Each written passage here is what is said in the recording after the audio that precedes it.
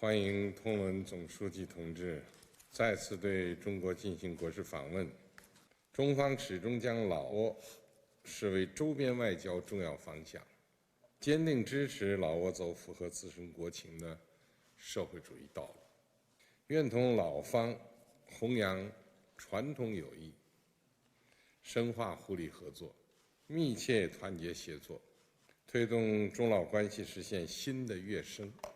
携手打造新时代全天候中老命运共同体。ข้าพเจ้ารู้สึกเป็นเกียรติและปิติสมชื่นเป็นอย่างยิ่งที่ได้นำพาคณะผู้แทนขั้นสูงของภาครัฐ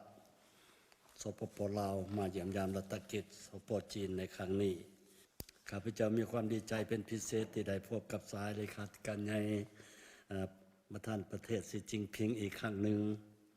ซึ่งถือเป็นสหายที่เคารพนับถือและเป็นเพื่อนที่สนิทสนมและไว้เนื้อเชื่อใจของพรรครัฐและประชาชนลาวพวกข้าพเจ้าเชื่อมั่นว่าการเยี่ยมยามครั้งนี้จะเป็นการประกอบส่วนสำคัญเข้าในการเพิ่มทวีความไว้เนื้อเชื่อใจระหว่างการนำกันสูงของ